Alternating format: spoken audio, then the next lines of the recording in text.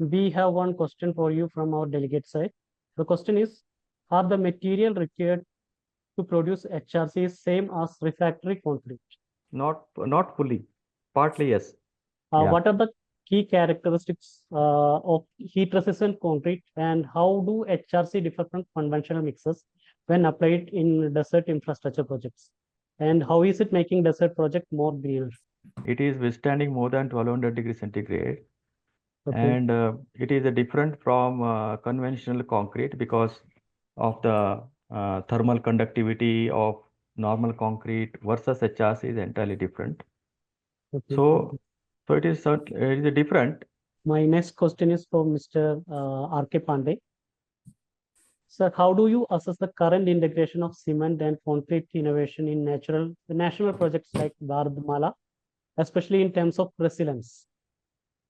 Whenever we talk about technology, it starts with three components: material, machinery, or technology itself.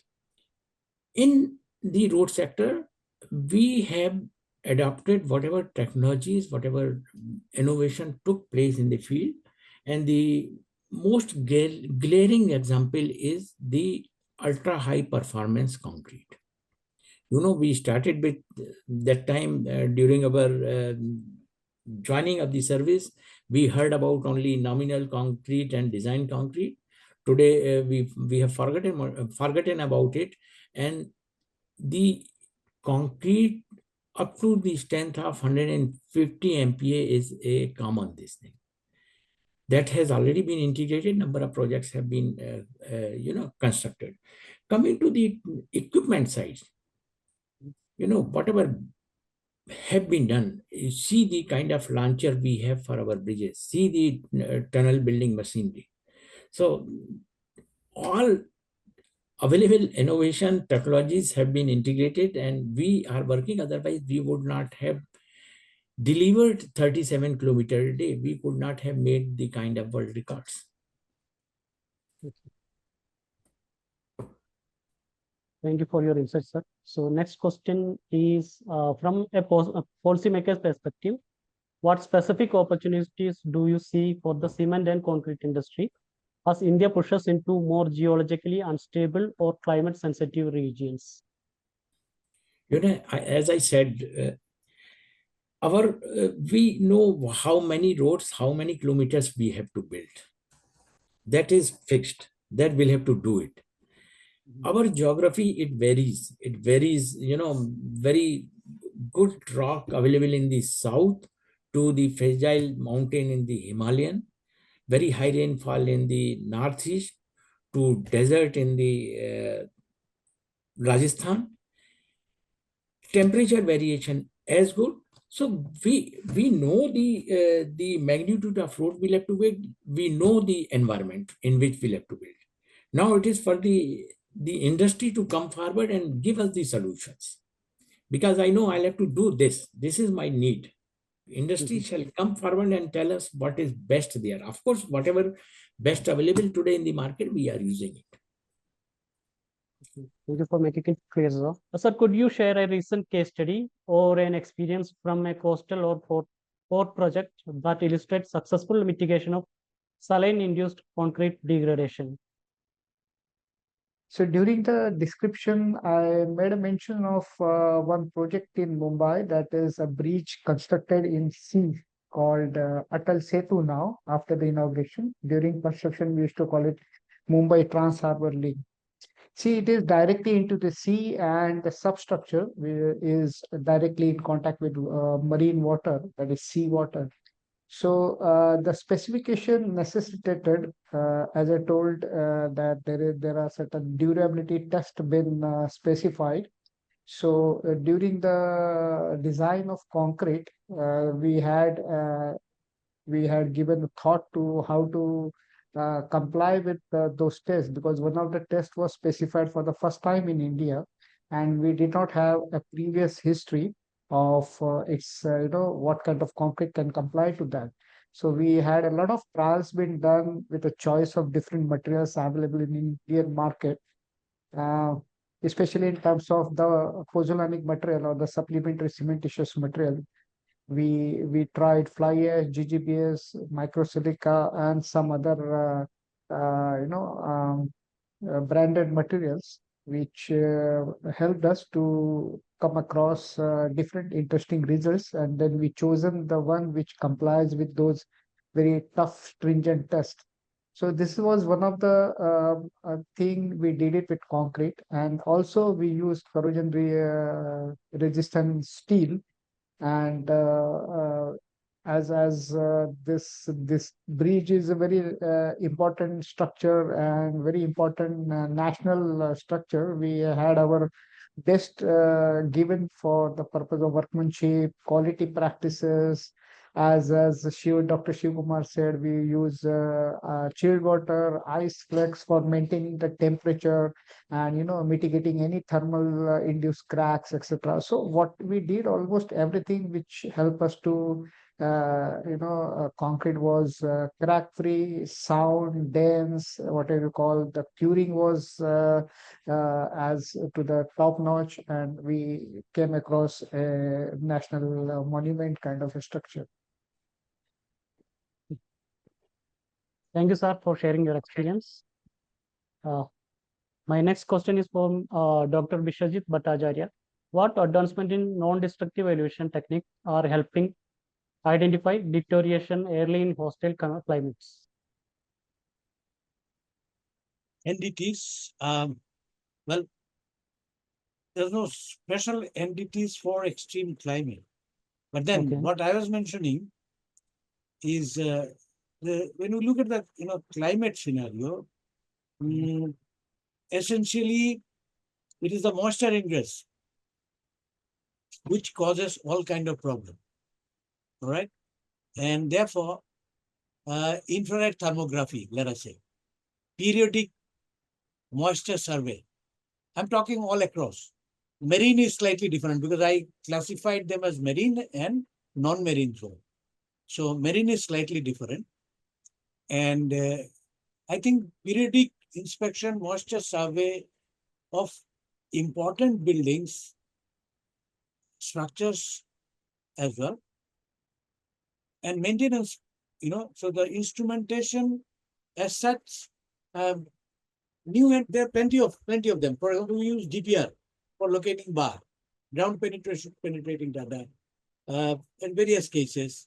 Then, as I said, infrared thermography for moisture ingress, even drone survey for visual observation, and so on. So there's a whole scheme of things you can do. NDTs are available for getting information on the structure. But in future, I am seeing in very important structure, they have done it in Singapore. I was told by one of my friend, Professor Bashir, happened to be an Indian in Leeds. So he says that they have embedded something in Singapore or Hong Kong, one of those structures, marine structures. But then I could find literature. So corrosion monitoring through linear polarization technique, we call it. We have that in lab. But then this, you can embed sensor, as I showed, in structures. Now, I just like to share one of my experience, not exactly on this, but it's something related to what you asked Dr. Pandit 1 minute before. A very recent experience of mine in a pier, in a pier structure, 2.5 meter by 2 meter, something of that order.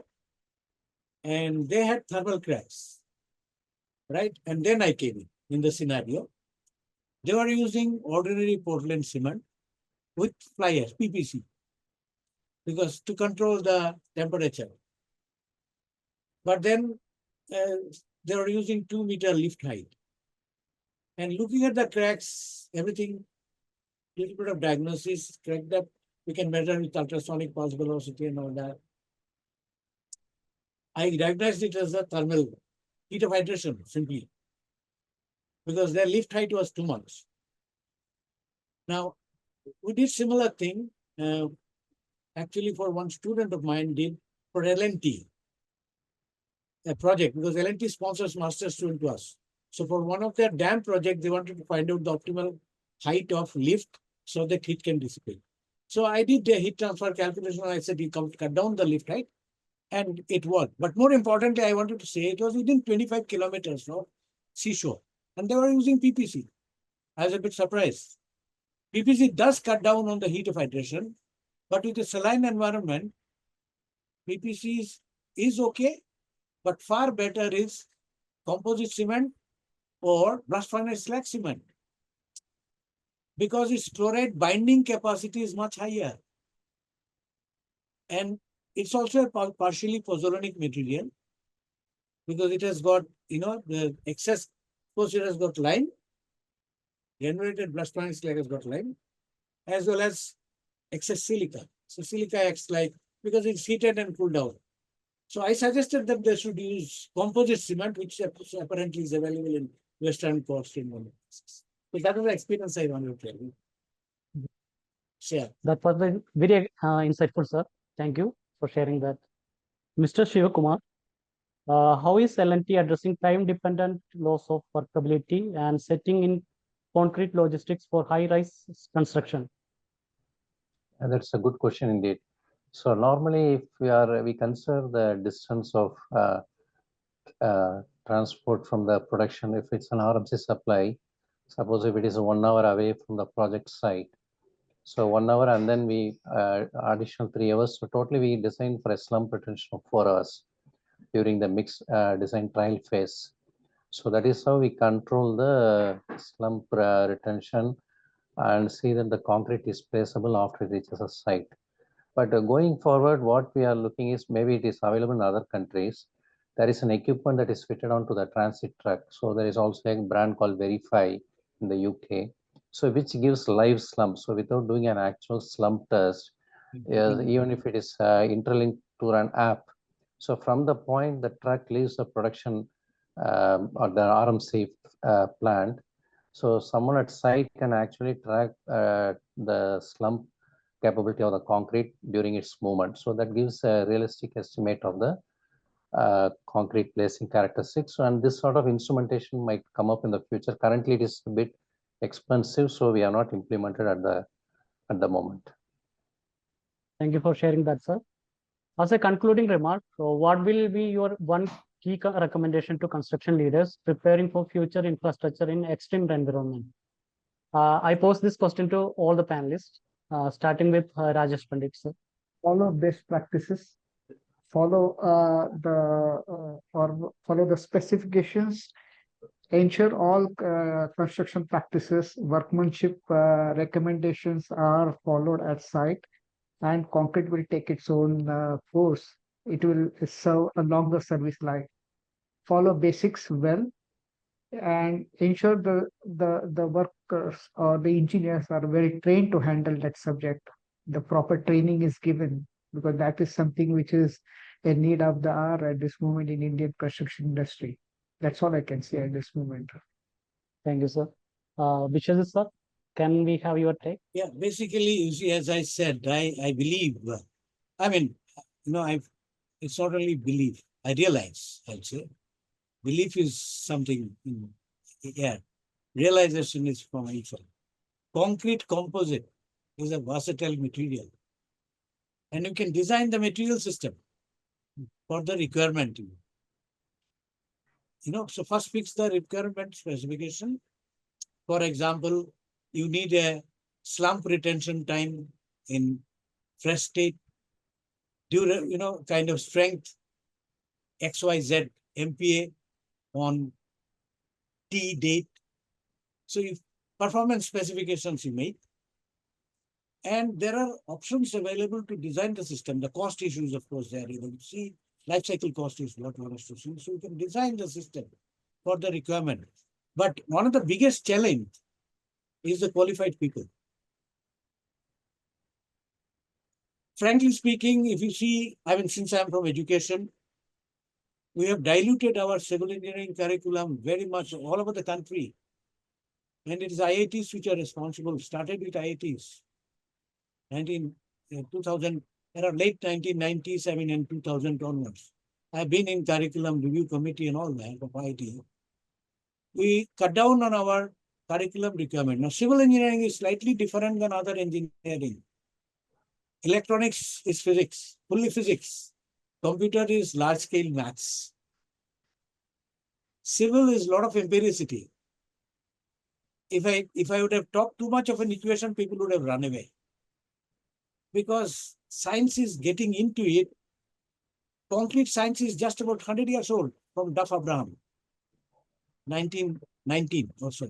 You know, so what I'm trying to say is, some or other we should make this appeal to every people, academician, non-academician, that our civil engineering curriculum, we should not dilute it. If people are neither engineers nor diplomas have gone now, we don't have diplomas, and we never had ITI as much as. So you don't have technicians. We have an inverted pyramid with a lot of engineers who knows nothing. This is the biggest challenge. This is the biggest challenge. So we'll have to see how you get good engineers and good technical persons at the lower level. That L&T is doing, maybe CIDC is doing, Dr. Fixit is doing, HCC is doing, but that's peanut, considering the infrastructure we have. So my submission is that propagate this idea that we should have good civil engineers, and institutions should not dilute civil engineering curriculum. Electronics, they learn physics, that's good enough. Civil, you can't do that way. What I can't teach transportation today. Sorry, you know, I have diverted so much. Or, you know, for that matter, environmental engineering. And I'm sure they are in field. My colleagues here sitting, they're in fields, they will have different things. They have got highly generalized. But being in academics, I find it difficult to teach many of the civil engineering courses because they are so diverse. And many of them have a lot of empiricity. You have coefficients coming in. It's not just by equation you can define them. So that's my submission. Thank you, sir. Dr. Sivakumar, sir, you want to add something to it? We have to move away from pure OPC in concrete construction. If you are along the coast, use GGBS. Inland, use always fly ash. And if GGBS is available, you can always use composite cement. And also improve the quality of manpower, improve the quality of concrete technologies on site, who can and engage them, give employment to them, engage them, so that and they should be people who understand the nature of the material, so that they will be able to optimize the use in a certain environment. So it is not the same thing. When it comes to structural loading, no, whether it's Delhi or Chennai, no, the loading design will be the same, but environmental loading and the material that is required to counter that, it varies from place to place. So this needs to be appreciated by all. Thank you. Thank you, sir. Thank you, all the panelists, for your extremely enriching discussion.